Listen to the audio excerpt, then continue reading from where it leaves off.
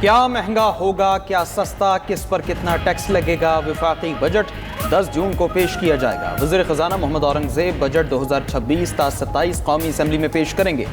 Budget میں آئندہ مالی سال کے لیے حکومتی مالیاتی ترجیحات اور پالیسی اقدامات شامل ہوں گے۔ وزیر اعظم شہباز شریف نے قومی اقتصادی کونسل کا اجلاس 8 جون کو طلب کر لیا۔ قومی اقتصادی کونسل کے اجلاس میں وفاقی وزراء اور 4 صوبوں کے وزراء اعلیٰ شریک ہوں گے۔ وزیر اعظم آزاد کشمیر اور وزیر اعلیٰ گلگت بلتستان بھی شرکت کریں گے۔ قومی اقتصادی کونسل آئندہ مالی سال کے ترقیاتی بجٹ کی منظوری دے گی۔ اکنامک سروے 9 جون کو پیش کیا جائے گا۔ وزارت خزانہ محصولات، اخراجات اور ترقیاتی منصوبوں کا خاکہ پیش کرے گی۔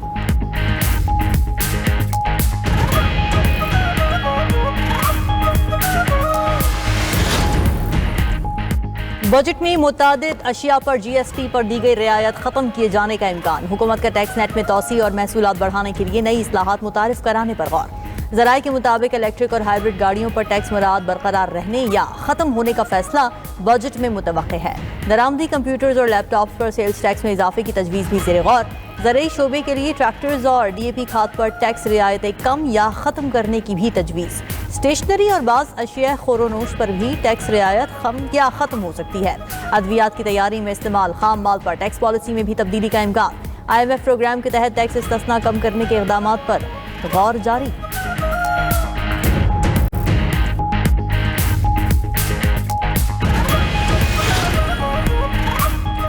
برآمدات پر مبنی ترقیاتی اہداف کو حصول ہماری اولین ترجیح ہے۔ نیشنل ٹیرف کمیشن کی فعال اور شفاف کارکردگی ملکی صنعت، تجارت اور سرمایہ کاری کے فروغ کے لیے ناگزیر ہے۔ وزیر اعظم شہباز شریف کی نیشنل ٹیرف پالیسی کے جائزہ اجلاس میں گفتگو۔ کہا، سرمایہ کاروں اور صنعت کاروں کی سہولت کے لیے نیشنل ٹیرف کمیشن اپنا فعال کردار ادا کرے۔ آئی ٹی اور مصنوعی ذہانت کا استعمال کرتے ہوئے کمیشن میں جدت لائی جائے۔ وزیر اعظم کی زیر صدارت ایف بی آر میں اصلاحات پر جائزہ اجلاس۔ شہباز شریف نے کہا، ٹیکس وصولی کے نظام میں انسانی مداخلت اور ثوابدیدی اختیارات کو کم سے کم کرنا وقت کی اہم ضرورت ہے۔ معیشت کی دستاویزی شکل اور ٹیکس نیٹ میں توسیع کے لیے ایف بی آر اصلاحات کا عمل جاری رہے گا۔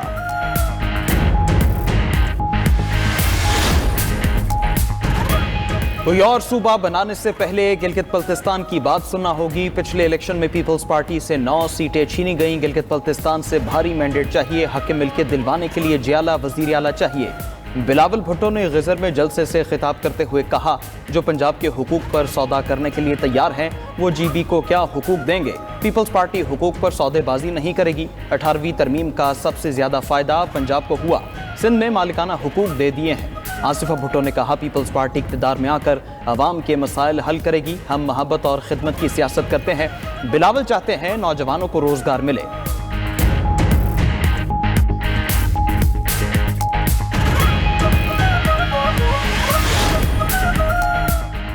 پی ٹی آئی کی آئسولیشن ختم نہ کی تو سسٹم سے نکلنے کا فیصلہ کریں گے۔ انتخابی مہم سے روکنا پری پول دھاندلی ہے۔ چیئرمین پی ٹی آئی بیرسٹر گوہر کا کارنر میٹنگ میں اظہار خیال، جو اپنے حلقے میں ہار گئے وہ یہاں ووٹ مانگنے آئے ہیں۔ گلگت بلتستان کے عوام ان کے دھوکے میں نہیں آئیں گے۔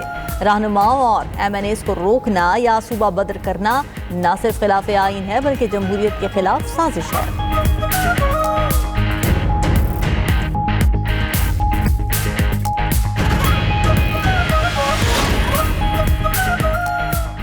نعروں کا نہیں، علاقے کی تعمیر و ترقی کا مقابلہ ہے۔ اگلے 5 سال میں ہنزا کی تقدیر بدل جائے گی۔ مسلم لیگ نون عوام کا پیسہ عوام پر ہی خرچ کرتی ہے۔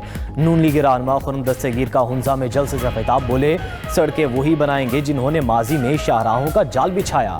جی بی سمیت ملک میں ترقیاتی منصوبوں سے عوام کے معیار زندگی کو بہتر بنایا۔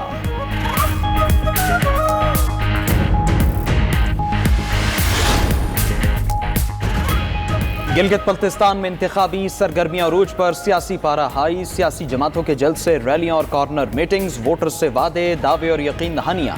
گلگت بلتستان میں 7 جون بروز اتوار کو میدان سجے گا۔ کل رات 12 بجے انتخابی مہم ختم ہو جائے گی۔ الیکشن کمیشن کی جانب سے انتخابی مواد پہنچا دیا گیا۔ گلگت بلتستان میں رجسٹرڈ ووٹرز کی تعداد 9,58,480 ہے۔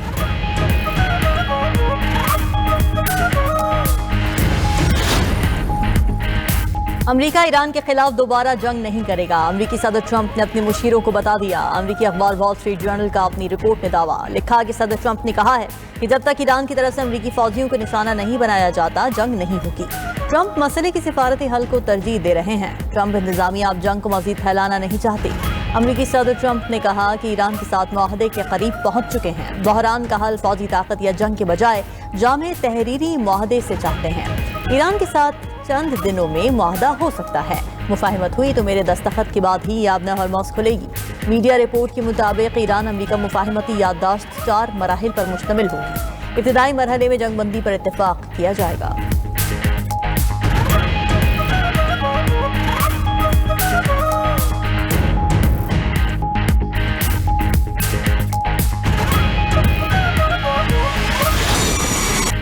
امریکی صدر ٹرمپ کے جنگی اختیارات محدود کرنے کی قرارداد منظور۔ امریکی ایوان نمائندگان کا ایران کے خلاف جنگ روکنے کے حق میں ووٹ، قرارداد کے حق میں 215 اور مخالفت میں 208 ووٹ پڑے۔ 4 ریپبلکن ارکان نے بھی ٹرمپ کے خلاف قرارداد کے حق میں ووٹ دیا۔ ٹرمپ کے اختیارات محدود کرنے کی قرارداد ڈیموکریٹس نے پیش کی تھی۔ قرارداد کے مطابق ایران کے خلاف کسی بھی جنگی کارروائی کے لیے کانگریس کی پیشگی منظوری لازمی قرار دے دی۔ صدر ٹرمپ کی ایوان نمائندگان میں ووٹنگ میں حصہ لینے والے ریپبلکن ارکان پر کڑی تنقید۔ کہا کانگریس میں ووٹنگ بے معنی تھی جس کا مقصد جنگی اختیارات محدود کرنا ہے۔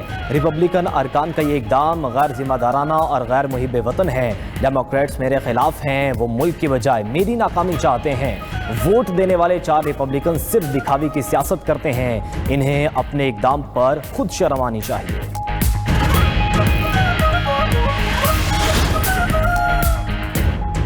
دشمن میدان جنگ میں ایران سے شکست کھا چکا ہے۔ دشمن اب ایرانی عوام کے حوصلے کمزور کرنے اور نفاق ڈالنے کی کوشش کر رہا ہے۔ ایرانی سپریم لیڈر مجتبی خامنائی نے تحریری پیغام جاری کر دیا، کہا کہ دشمن ایرانی عوام کو نقصان پہنچانے کی کوشش کر رہا ہے۔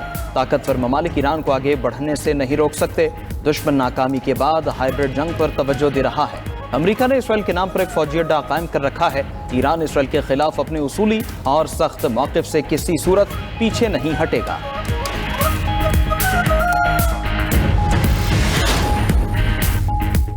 طویل خون ریزی کے بعد اسرائیل اور لبنان کے درمیان جنگ بندی پر اتفاق ہو گیا۔ امریکی ثالثی میں واشنگٹن میں ہونے والے مذاکرات کا مشترکہ اعلامیہ جاری۔ اعلامیے کے مطابق حزب اللہ اسرائیل پر حملے بند کر دے گی۔ جنوبی لبنان سے جنگجوؤں کا انخلاء کیا جائے گا۔ مخصوص علاقوں میں لبنانی فوج کو مکمل کنٹرول دیا جائے گا۔ امریکی محکمہ خارجہ کے مطابق اسرائیل اور لبنان 22 جون کو دوبارہ مذاکرات کریں گے۔ لبنانی صدر جوزف عون نے کہا کہ اگلے 24 گھنٹوں میں جنگ بندی پر عمل درآمد شروع ہو سکتا ہے۔ قلعہ بیکفورٹ کے ارد گرد کے علاقے میں پائلٹ زونز بنانے کی تجویز دی۔ اسرائیلی افواج نے جنوبی لبنان میں رہائشی انفراسٹرکچر کو تباہ کرنے کی ویڈیو جاری کر دی۔